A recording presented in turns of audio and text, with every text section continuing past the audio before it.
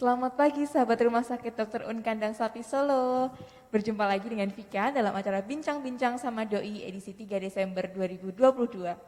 Dalam 1 jam ke depan, kita akan berbincang bersama Dr. Sandra Lestari Winaktu, spesialis ilmu kedokteran fisik dan rehabilitasi. Selamat pagi Dr. Sandra, bagaimana kabarnya hari ini? Semoga sahabat di rumah juga keadaannya sehat, nggih. Bagaimana kabarnya Dr. Sandra? Selamat pagi, kabarnya baik. Terima kasih untuk waktunya dan kesediaannya untuk menyapa sahabat-sahabat yang di rumah. Nah, bincang-bincang sama Doi kali ini kita akan membahas tema yang menarik, yaitu kembali semangat beraktivitas pasca alami disabilitas. Dan disiarkan langsung di Instagram Live di @rs.drunska di ruang PKRS Gedung Twin Tower lantai 3 Rumah Sakit Dr. Un Kandang Sapi Solo. Sahabat di rumah pastinya sudah penasaran banget ya. Dan semoga informasi hari ini bisa bermanfaat dan menambah wawasan sahabat di rumah. Bagi sahabat yang ingin bertanya, silahkan menuliskan pertanyaan di kolom komentar di bawah. Dan tentunya akan ada giveaway menarik untuk pemirsa yang beruntung. Langsung saja kita mulai bincang-bincangnya pagi ini dengan Dr. Sandra ya. Nah, Dr. Sandra membicarakan mengenai kembali semangat beraktivitas pasca alami disabilitas sendiri. Disabilitas itu pengertiannya apa ya Dok, supaya teman-teman atau sahabat-sahabat di rumah itu mampu memahami disabilitas dengan mudah. Gimana Dok? Ya, penyandang disabilitas itu sebenarnya kalau menurut definisinya ya berdasarkan Undang-Undang tahun 2016, penyandang disabilitas itu adalah setiap orang yang mengalami keterbatasan fisik maupun intelektual atau mental dan atau sensori itu yang sudah terjadi dalam jangka waktu yang lama dan dalam berinteraksi dengan lingkungan sekitarnya dapat mengalami hambatan atau kesulitan untuk berpartisipasi secara penuh dan efektif dengan warga negara lainnya. Jadi seperti itu definisinya. Jadi ada kesulitan untuk berpartisipasi dengan penuh di masyarakat gitu ya Dok ya. Baik, dan itu ada jangka waktu yang lama dan juga faktor lingkungan juga ya Dok. Ya, lalu untuk faktor-faktor disabilitas sendiri itu apa saja Dok? Seseorang mampu disebut disabilitas itu faktornya apa saja? Penyebabnya mungkin ya. Penyebab disabilitas itu, jadi disabilitas itu bisa terjadi dalam setiap masa kehidupan seseorang. Jadi bisa mulai terjadi sejak dalam kehamilan, jadi sejak dalam kandungan yang bisa muncul pada saat kelahiran dan hal tersebut mempengaruhi kapasitas fungsionalnya di usia selanjutnya. Jadi setelah besar mengalami gangguan fungsional termasuk gangguan kognisi, jadi gangguan daya pikir, kemudian gangguan mobilitas, jadi kemampuan untuk bergerak, kemudian misalnya juga bisa terjadi juga gangguan penglihatan, gangguan pendengaran, gangguan komunikasi, gangguan bahasa. Nah penyebabnya kalau yang muncul pada saat kelahiran itu misalnya ada gangguan genetik, misalnya penyakit tertentu karena kelainan genetik itu seperti penyakit Duchenne, jadi kelainan otot sehingga terjadi kelemahan semua otot yang terjadi secara progresif, atau karena kelainan kromosom mungkin yang sering kita kenal dengan Down syndrome. Bisa juga terjadi karena adanya infeksi yang didapat selama dalam kandungan. Jadi misalnya waktu dalam masa kehamilan terjadi infeksi toksoplasma atau infeksi sitomegalovirus yang menyebabkan kelainan kongenital, jadi kelainan pembentukan organ selama dalam kandungan. Atau bisa juga kondisi merokok, pemakaian obat-obatan tertentu atau alkohol pada ibu hamil itu pun juga bisa menyebabkan gangguan pada janin. Kemudian yang kedua, setelah lahir bisa juga terjadi kondisi yang berhubungan dengan perkembangan masa kanak-kanak. Jadi mungkin yang paling sering kita dengar misalnya autistic spectrum disorder atau bisa juga ADHD, jadi gangguan pemusatan perhatian dan hiperaktivitas. Pada dewasa disabilitas ini bisa terjadi karena cedera atau karena trauma atau juga didapat di tempat kerja, jadi kecelakaan kerja misalnya, cedera otak, terus cedera tulang belakang, terus amputasi, jadi kehilangan sebagian anggota gerak tubuh atau patah tulang, atau juga luka bakar juga bisa. Kemudian selain itu penyakit-penyakit kronis, jadi penyakit-penyakit menahun yang tidak tertangani dengan baik itu sering diikuti dengan komplikasi yang menimbulkan kecacatan menetap. Misalnya pada TBC tulang ya, atau yang dikenal sebagai spondilitis TB, atau diabetes mellitus atau kencing manis. Mungkin ini penyakit yang paling banyak diderita di masyarakat, dan jika tidak terkontrol dengan baik itu bisa menyebabkan kondisi-kondisi yang menyebabkan kecacatan menetap. Jadi misalnya pada penderita DM terjadi gangguan sensoris, kemudian mudah terjadi luka. Setelah lukanya sulit sembuh sampai pada akhirnya tidak bisa sembuh dan harus dilakukan amputasi. Itu kan juga akhirnya menjadi kondisi disabilitas. Atau juga penyakit stroke, itu juga menyebabkan kelumpuhan, menyebabkan gangguan komunikasi, gangguan menelan dan sebagainya. Sangat sering ditemui ya dok ya di masyarakat untuk penyakit-penyakit ini, dan menimbulkan juga disabilitas kepada penyandang penyakitnya ya dok ya. Seperti yang tadi sudah disebutkan dari Dr. Sandra, kalau untuk penyakit stroke sendiri kesulitan untuk berbicara, berkomunikasi, lalu kesulitan sensorik, lalu dan juga kemungkinan lebih parahnya lagi untuk yang diabetes mellitus sampai diamputasi ya dok ya. Baik, untuk yang janin tadi dok kan sempat disebutkan ada genetik dan juga pengaruh dari luar untuk ibu, konsumsi ibu dan juga dari genetik. Untuk genetik sendiri itu apakah kita bisa tahu sebelumnya kalau untuk janin ini akan kira-kira ada sedikit ada ketidaksesuaian, itu kita bisa tahu sebelumnya atau tidak dok? Beberapa kondisi bisa dikenali, bisa didapati pada saat kehamilan. Jadi pada saat pemeriksaan kehamilan, mungkin melalui pemeriksaan USG atau memeriksa cairan amnionnya ya. Jika dicurigai kemungkinan adanya kelainan genetik, itu bisa dilakukan pemeriksaan seperti itu. Jadi kalau misalnya lebih dini dikenali, mungkin kita bisa melakukan antisipasi sebelum bayinya lahir ya. Oh baik, jadi sebisa mungkin pemeriksaan kandungan itu sedini mungkin ya dok ya, supaya kalau ada kelainan bisa ditanggulangi atau kita bisa antisipasi terlebih dahulu. Jadi memang sebaiknya pada kehamilan dilakukan antenatal care atau pemeriksaan kehamilan secara rutin dan teratur di fasilitas kesehatan yang dipilih sahabat ya dok ya. Baik, nah itu juga bisa menjadi note untuk sahabat-sahabat di rumah. Jadi untuk disabilitas sendiri bisa kita antisipasi sedini mungkin, baik maupun dari janin, kanak-kanak maupun dewasa. Lalu untuk kita ke pertanyaan selanjutnya Dr. Sandra, untuk disabilitas sendiri apakah ada jenis atau klasifikasinya dokter? Ada, biasanya diklasifikasikan menjadi 4 ya, secara umum dibagi 4 sesuai dengan definisinya yang tadi. Jadi yang pertama adalah disabilitas fisik, kemudian yang kedua disabilitas sensorik, disabilitas mental, dan disabilitas intelektual. Disabilitas fisik itu adalah jika individu mengalami keterbatasan meliputi mobilitas atau keterbatasan stamina fisik sehingga mengganggu dalam aktivitasnya, kemudian bisa juga karena gangguan di sistem otot, sistem pernafasan, sistem jantung, sistem saraf, dan gangguan pada fungsi gerak.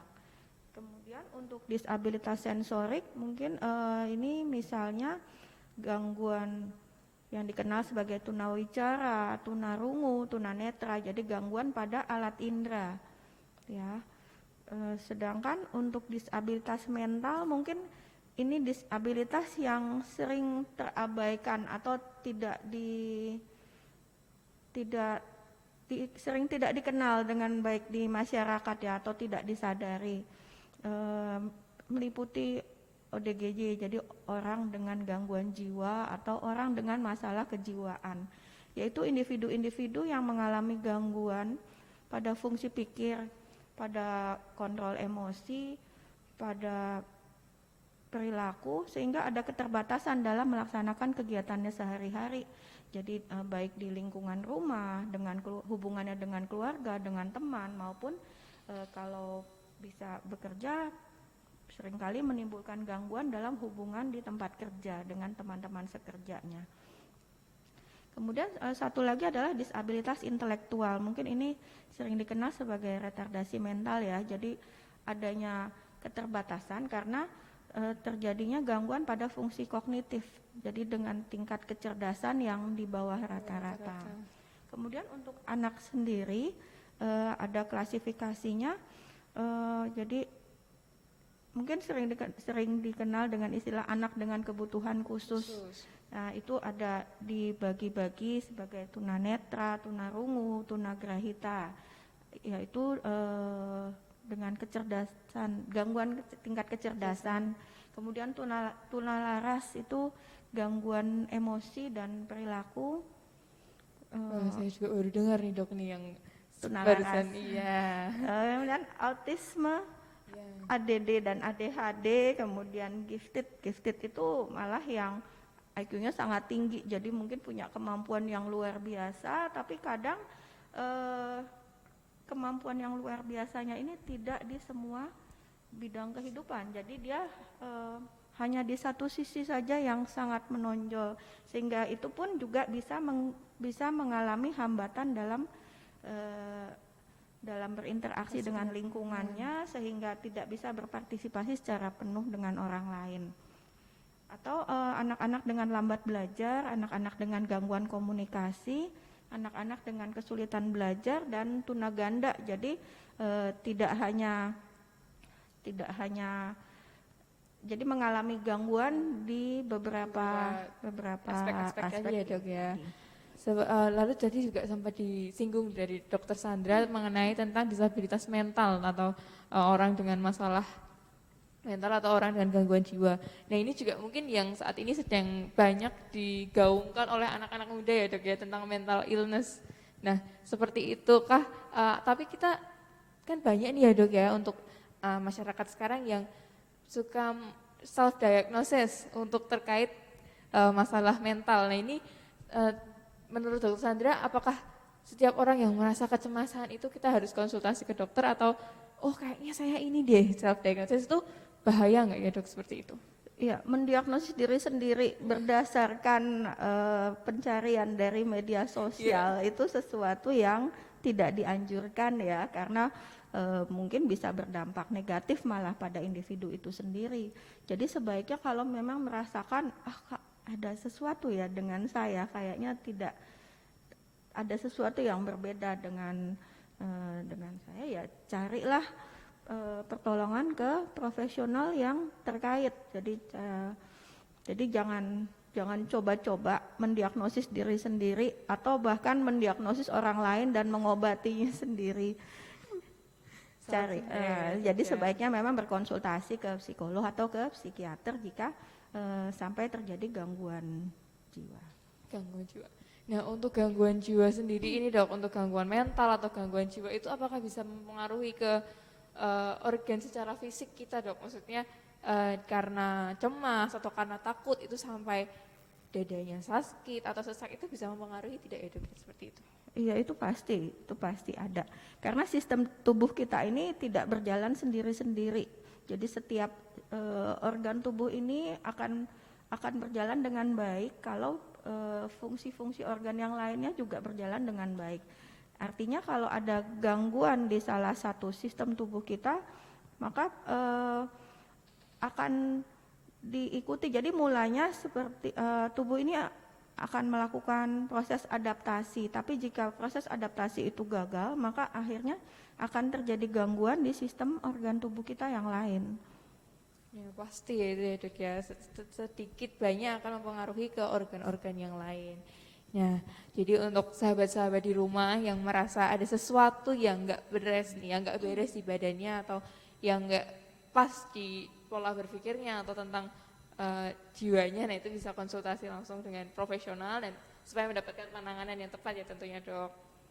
Nah, lalu untuk kita ke pertanyaan selanjutnya, ya yang pertanyaan selanjutnya itu apakah Dok adakah dampak dari maaf, yang tadi kan ini sudah disampaikan dari Dr. Sandra.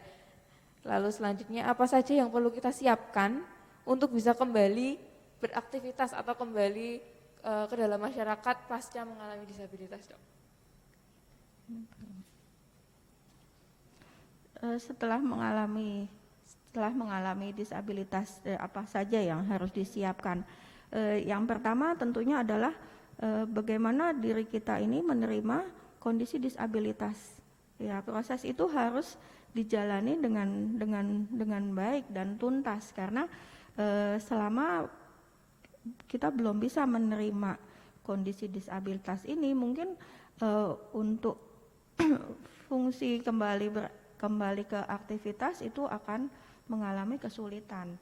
Jadi yang pertama perlu proses adaptasi atau penyesuaian dengan disabilitas yang terjadi, karena disabilitas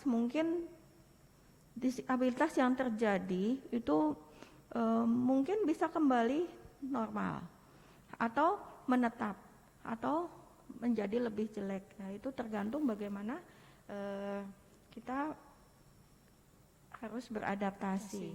Ya, jadi yang pertama harus belajar menerima disabilitas itu sendiri.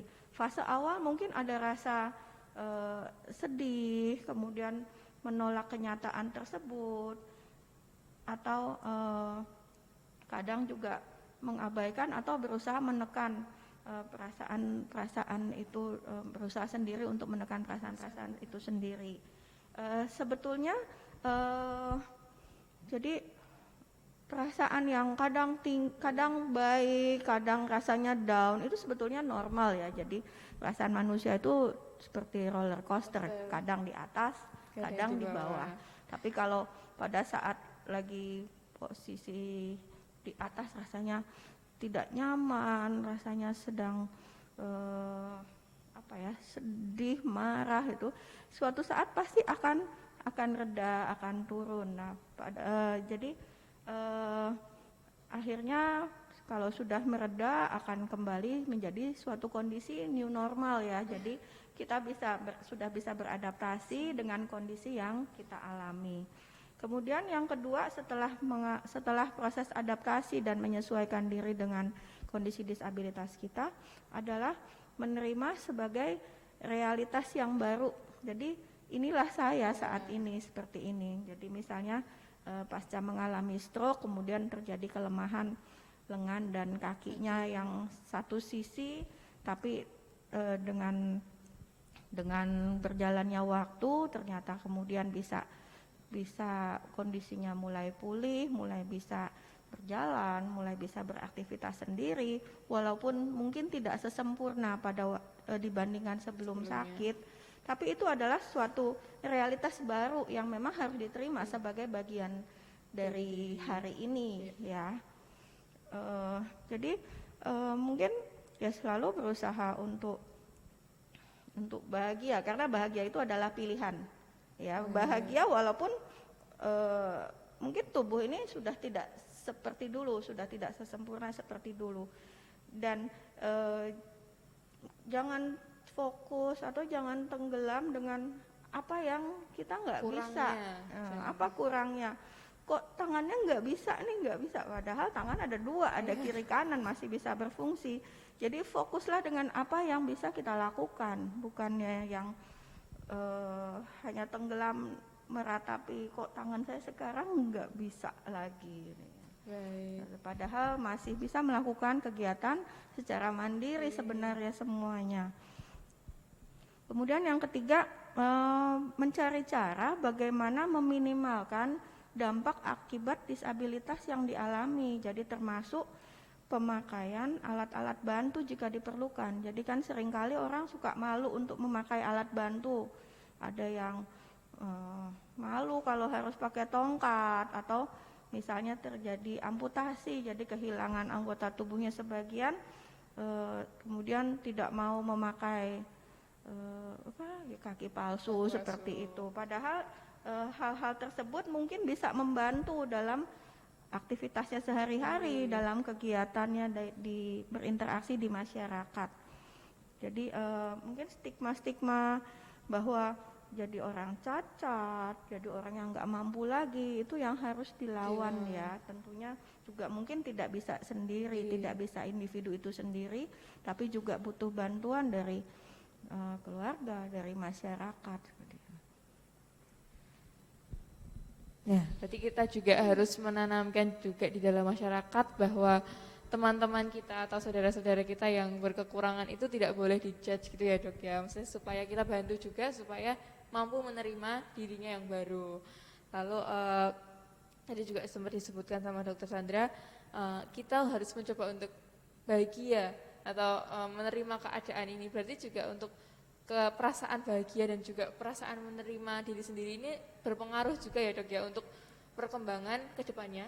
Seperti itu ya, Dok ya. Nah, kita juga berarti perasaan bahagia, perasaan menerima diri sendiri itu sangat penting juga nih sahabat Dokter Unkana Sapi Solo. Jadi supaya apa yang ada di tubuh kita, apa yang di badan kita itu juga menerima positif gitu ya, Dok ya. Lalu ini sudah ada beberapa pertanyaan, Dok, dari sahabat Dokter Unkana Sapi Solo. Nah, ini pertanyaan dari Jihan Bunga 6. Pertanyaannya, Dok, apakah disabilitas ini bisa disebabkan oleh ibu hamil yang sering mengonsumsi alkohol dan juga rokok? Dan juga biasanya untuk disabilitas yang muncul seperti apa? Seperti itu, Dokter Sandra. Mungkin bisa dijawab? Konsumsi rokok, obat-obatan tertentu, atau alkohol itu dapat mengganggu perkembangan janin selama dalam masa kandungan. Jadi mungkin bisa terjadi kelainan bawaan yang didapatkan yang tampak pada saat si bayi tersebut dilahirkan. Jadi seringkali terjadi gangguan pada pembentukan organ-organ tertentu, atau jika gangguan itu terjadi pada masa pembentukan otak, ya terjadi gangguan pada perkembangan otaknya. Jadi gangguan apa yang terjadi itu sesuai dengan kapan dalam perkembangan janin itu ada masa-masanya ya. Jadi minggu pertama, minggu kedua, minggu ketiga itu pembentukan organ apa, ya, itu seperti itu yang sesuai dengan kapan gangguan itu terjadi. Jadi yang pasti memang tidak dianjurkan untuk ibu hamil ya masih merokok, masih minum alkohol, atau mengkonsumsi obat-obatan secara sembarangan tanpa pengawasan dokter, karena itu beresiko untuk terjadinya kelainan pada janin yang di dalam kandungan. Berarti sesuai kapan terjadinya dan sesuai saat bayi tersebut perkembangannya ya, Dok ya. Nah, sudah cukup jelas ya setelah kita mendapatkan pemaparan dari Dr. Sandra. Nah, supaya lebih jelas lagi kita lanjutkan ke pertanyaan selanjutnya. Untuk teman-teman kita yang mengalami disabilitas dewasa atau di saat anak-anak yang mengalami lebih ke ini ya, Dok ya, mungkin ke disabilitas fisik. Nah, itu gerakan apa saja yang disarankan untuk melatih tubuh pasca mengalami disabilitas, Dr. Sandra? Secara umum, latihan yang harus dilakukan itu adalah untuk memaksimalkan kapasitas fungsional supaya tubuh memiliki tenaga yang cukup untuk melakukan aktivitas, ya. Jadi latihan-latihan yang perlu dilakukan bertujuan untuk memperbaiki atau meningkatkan stamina, baik stamina kardiorespirasi ya, jadi jantung paru, stamina, ketahanan jantung paru, kemudian kekuatan dan ketahanan otot, juga diperlukan fleksibilitas dari tubuh, eh, komposisi tubuh juga itu juga menjadi target untuk latihan-latihan yang perlu dilakukan, dan juga neuromotor, jadi termasuk kemampuan untuk koordinasi, keseimbangan, terus kelenturan itu. Jadi latihan-latihannya seperti itu. Jadi Mungkin, untuk stamina untuk kembali beraktivitas secara mandiri gitu ya dok ya? iya, jadi stamina atau fitness ya, jadi di mana kita masih memiliki tenaga yang cukup untuk melakukan kegiatan di luar dari aktivitas yang biasa. Jadi misalnya kalau aktivitas biasa hanya berjalan melakukan aktivitas di bidang datar ya, di tanah biasa, mungkin kita juga perlu tenaga yang cukup jika kita harus misalnya naik tangga. Itu seperti itu, atau suatu saat perlu pergi belanja ke pasar atau pergi rekreasi. Kalau tidak punya stamina yang cukup, ngos-ngosan baru jalan naik tangga sekali saja itu sudah capek, gimana mau jalan-jalan ya. Dan itu mungkin ada latihan yang lain yang perlu dicoba untuk sahabat-sahabat selain stamina tadi apa aja? Jadi nanti mungkin ada tayangannya ya, tadi bisa ditayangkan. Kalau untuk ini kita yang ini nggak bisa ya. Oke. Jadi latihan-latihan ini tentunya ada aturannya ya. Jadi nggak sembarang latihan, karena latihan yang kurang tidak akan mencapai tujuan. Latihan yang berlebihan juga dampaknya tidak baik karena beresiko untuk terjadinya cedera. Jadi untuk latihan-latihan itu disarankan frekuensinya seminggu 3 sampai 5 kali ya, karena kalau dari penelitian-penelitian yang ada, jika dilakukan kurang dari 3 kali mungkin tidak optimal. Tapi kalau lebih dari 5 kali pun ternyata didapatkan hasilnya juga sama. Jadi yang disarankan juga memang 3 sampai 5 kali seminggu. Kemudian latihan apa yang perlu dilakukan? Mungkin latihan yang sederhana saja, yang tidak perlu alat khusus, yang tidak perlu pergi ke gym. Yang paling mudah dilakukan ya jalan kaki ya.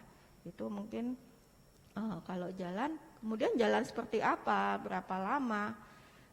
Yang dianjurkan adalah latihan dengan intensitas sedang.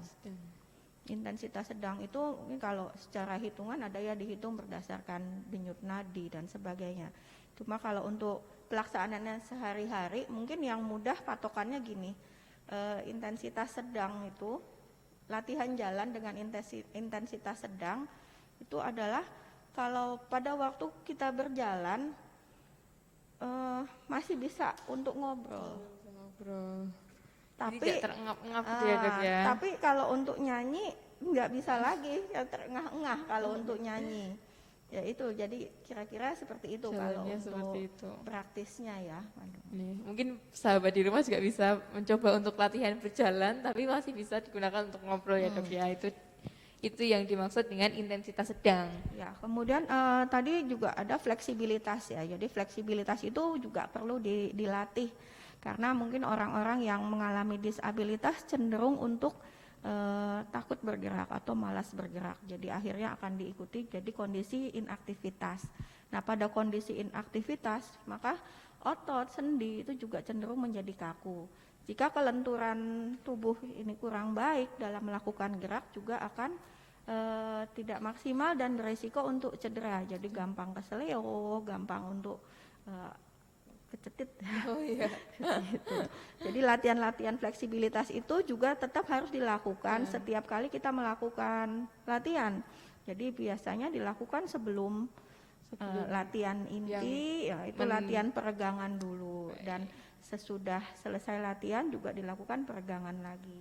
Dan tentunya sebelum dan sesudah latihan kita harus melakukan pemanasan dan pendinginan ya. Jadi untuk mengkondisikan tubuh agar mencapai stage yang diinginkan dari dosis latihan itu, dan setelah selesai latihan juga cooling, jadi mendinginkan, jadi menurunkan lagi aktivitasnya supaya bisa kembali ke kondisi istirahat atau kondisi biasa.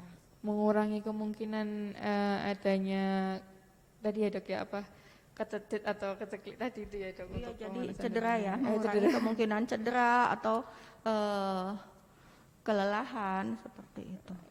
Nah, berarti juga note lagi nih untuk sahabat di rumah apabila akan melakukan latihan stamina atau latihan tadi paru-paru dan juga jantung, bisa pemanasan dan pendinginan terlebih dahulu sebelumnya, mengurangi untuk kemungkinan cedera. Ada lagi yang akan ditambahkan Dok Sandra? Itu ya, jadi mungkin selain berjalan bisa dilakukan berenang atau dansa, menari. Dansa Ya, itu menari juga ya. salah satu cara olahraga yang menyenangkan ya. Jadi dansa malah jadi salah satu pilihan ya Dansa, Dok ya. menari, TikTok. TikTok. Berarti ini teman-teman sahabat di rumah yang suka main TikTok berarti juga salah satu bentuk latihan olahraga. Kemudian untuk contoh latihan fleksibilitas itu mungkin dengan yoga, pilates atau tai chi, itu juga baik untuk latihan keseimbangan, latihan kelenturan. Bisa dicoba nih di rumah untuk sahabat dokter Ungkanang Sapi Solo yang ingin lebih fleksibel, bisa yoga, pilates atau tai chi seperti yang disampaikan Dokter Sandra. Lalu mungkin kita ke pertanyaan selanjutnya dokter. Ya, pertanyaan selanjutnya yaitu tentang faktor apa saja sih yang mempengaruhi pemulihan seseorang pasca disabilitas? Mungkin dokter bisa menjawab. Yang pertama adalah kondisi disabilitas itu sendiri ya. Jadi seberapa berat gangguan fungsi dari alat tubuh. Kemudian yang kedua, faktor bagaimana tercapainya adaptasi dan penyesuaian. Kemudian kondisi psikis atau mental dari individu yang bersangkutan, apakah dia bisa kontrol emosinya, bisa mempunyai motivasi yang cukup untuk melakukan aktivitas, dan kemudian tentunya support keluarga itu juga diperlukan. Jadi selain support secara jasmani, jadi memberikan bantuan secara fisik, juga secara dukungan psikologis ya, dukungan moral, memberi bahwa penyandang disabilitas tersebut masih mempunyai arti, masih mempunyai peran dalam keluarga. Kemudian lingkungan rumah dan kerja itu juga pengaruh untuk kembalinya ke aktivitas, termasuk akses untuk bergerak si individu disabilitas tersebut, termasuk aksesibilitas itu bagaimana kondisi lingkungan kerja, kondisi lingkungan rumah yang bisa dicapai. Jadi perlu penyesuaian seperti pintu masuk, kalau ada tangga atau ada seperti halangan seperti itu. Kemudian juga support untuk kondisi kembali bekerja ya, mungkin kembali ke aktivitas dalam hal bekerja lagi, itu juga perlu tentunya support dari teman sekantor dan regulasi kebijakan dari institusi tempat bekerja. Selain itu juga tugas spesifik atau aktivitas individu tersebut dalam bekerja. Jadi pekerjaannya tuh ngapain? Misalnya harus banyak berjalan, atau harus naik turun tangga, atau harus banyak mengangkat barang, atau hanya duduk saja di tempat. Itu akan berpengaruh dan mungkin perlu penyesuaian. Nah, untuk kembali bekerja ini sendiri atau untuk kembali ke aktivitas, ini bisa dikonsultasikan ke dokter kedokteran fisik dan rehabilitasi ya, supaya bisa dilakukan yang namanya uji fungsi atau uji fungsi jadi dalam mempersiapkan untuk program kembali bekerja. Jadi apakah individu itu tersebut mempunyai kapasitas fungsi yang cukup untuk melakukan kegiatannya dalam bekerja. Baik, jadi untuk sembari latihan juga perlu diuji tadi ya dok ya, kesiapannya seperti apa kembali untuk dalam kembali bekerja. Nah, seperti itu. Lalu ini sudah ada pertanyaan lagi Dokter Sandra. Pertanyaan dari Ricky Syahputra 95. Dok, izin bertanya, kapan seseorang dapat dikatakan sedang mengalami depresiasi dan apa dampak buruk jika depresi tidak diobati dengan tepat dan benar? Nah, untuk ini berarti untuk dampaknya di disabilitas tadi ya dok ya, jadi seseorang dikatakan mengalami depresi dan tidak diobati dengan cepat dan tepat itu apakah bisa menimbulkan disabilitas atau seperti apa dokter? Mungkin berhubungan dengan pertanyaan tadi ya, depresi seperti apa? Ya, dan apabila tidak ditangani dengan tepat dan cepat dampaknya seperti apa? Yang pasti untuk mendiagnosis depresi atau tidak itu ada kriteria-kriteria diagnostik yang harus dipenuhi dan sebaiknya itu dilakukan dengan berkonsultasi dengan dokter spesialis jiwa psikiatri ya. Karena memang ada kriteria diagnosis tertentu yang harus terpenuhi semua baru itu didiagnosis sebagai depresi. Jadi tidak hanya bukan cuma berdasarkan kok saya jadi sedih terus ya, saya jadi nggak bisa tidur, saya nggak mau ngapa-ngapain seperti itu. Jadi bukan dari sosmed, jadi bukan mendiagnosis diri dari internet. Jadi harus sesuai dengan kriteria panduan gangguan jiwa atau pakai DSM. Kemudian depresi itu sendiri pengaruhnya pasti pada akhirnya akan mempengaruhi fisik ya, karena segala organ di tubuh kita ini kan saling berhubungan. Baik. Seperti itu informasi yang sudah disampaikan Dokter Sandra mengenai cara kembali bersemangat atau beraktivitas pasca alami disabilitas. Nah, ini ada satu pertanyaan lagi dok dari Eva Karina P. Nah, dok mau bertanya, apakah ada perbedaan antara olahraga atau latihan pada lansia dan orang muda yang mengalami disabilitas tentunya? Nah, itu untuk orang tua ataupun anak muda yang mengalami disabilitas itu intensitas latihannya itu berbeda atau sama saja dokter? Sejauh Dokter Sandra? Pasti berbeda ya untuk intensitas latihan ya. Untuk lebih tepatnya sebenarnya kita harus melihat dulu kapasitas fungsi awalnya dia itu berapa, baru kemudian bisa ditentukan apakah si A bisa melakukan intensitas seberapa.